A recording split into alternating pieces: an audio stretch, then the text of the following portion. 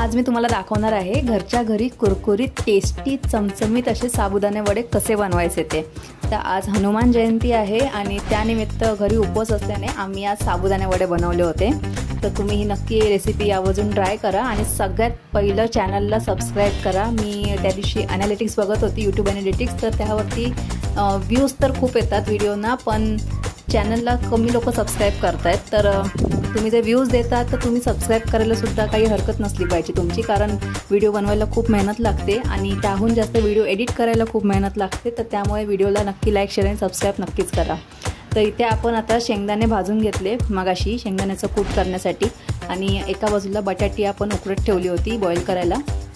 तर इथे बटाटी आता चांगली बॉईल झालेली आहे आपली, आणि ती आपण आता चांगली बारीक अशी कापून तरी घ्यायची किंवा तुम्ही मॅशसुद्धा करू शकता।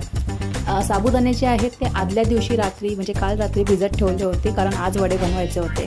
साबुदाणेसुद्धा आपले रेडी आहेत आता वड्यांसाठी। तर ही आता आपण बटाटी बारीक अशी मॅश करून घेतलेली आहे। यामध्ये बारीक चिरलेली मिरची टाकायची आहे, त्यानंतर भिजवलेला साबुदाणा थोडा थोडा करून टाकायचा आहे आणि हे मिश्रण आपल्याला एकजीव करून घ्यायचं आहे। त्यानंतर आपण यामध्ये शेंगदाण्याचं कूट, मीठ आणि थोडंसं जिरं टाकणार आहोत। उपवासाचे असल्याने यामध्ये आपण कोथिंबीर नाही टाकणार आहोत। तर आता हे मी कूट टाकलं आहे आणि 1 चमचा जिरं टाकलं आहे। आता व्यवस्थित हे सगळं मिक्सचर आपण मिक्स करून घेतलेलं आहे। हाताला थोडंसं तेल लावून आता ह्याचे आपण वडे तयार करणार आहोत। वडे तयार होईस्तोवर सांगते की आमच्या या चॅनलवरती जितके पण कुकिंग व्हिडिओज आहेत ते सगळे रेसिपीज माझ्या मम्मीने केलेले आहेत। मला सुद्धा चांगलं जेवण बनवता येतं, पण जेव्हा आपण शूट करतोय तेव्हा एक जण व्हिडिओ एडिटिंग करायला किंवा शूट करायला आणि एक जण रेसिपी बनवायला असं पाहिजे। त्यामुळे सगळे रेसिपीज जे आहेत ते माझी मम्मी बनवते आणि शूट करायचं काम माझं असतं, त्यानंतर मी त्याला एडिटिंग करते। तर हा जो आजचा साबुदाणा वड्याचा जो व्हिडिओ आहे, ही रेसिपी मी बनवलेली आहे। मम्मीने रात्री साबुदाणे भिजत घालून ठेवले होते आणि कूट वगैरे पण तिने बनवलं, पण हे मिक्स वगैरे सगळं करण्यापासून वडे बनवण्यापर्यंत हे सगळं काम मी केलेलं आहे। तर यातलं थोडं श्रेय मला सुद्धा जातं। तर आता आपलं इथे तेल गरम झालेलं आहे आणि आता आपण जे तयार केलेले वडे आहेत ते एक एक करून तेलात सोडले आहेत।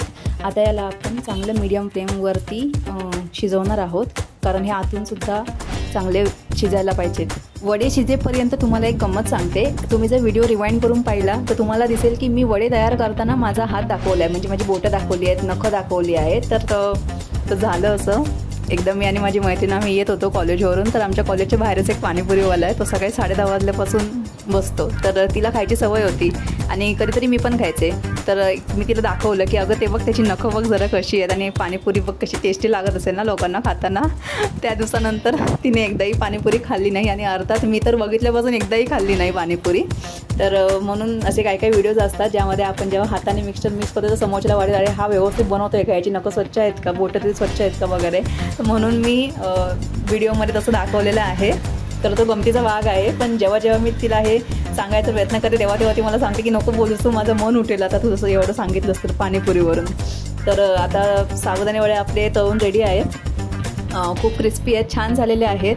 उपवासाचे साबुदाणे वडे, उपवास स्पेशल, तुम्ही दहीबरोबर खाऊ शकता। तर आता हा व्हिडिओ झालेला आहे करून माझा। व्हिडिओ आवडला असेल, रेसिपी आवडली असेल तर लाईक शेअर आणि सबस्क्राईब करायला नक्कीच विसरू नका, आणि कृपा करून व्हिडिओ बघा, शेअर करा, चॅनलला सबस्क्राईब करा, खूप मेहनत लागते। कमेंट करून कळवा की कसे झाले आहेत व्हिडिओसुद्धा आणि वडेसुद्धा। तर भेटूया आता नेक्स्ट व्हिडिओमध्ये। थँक्यू।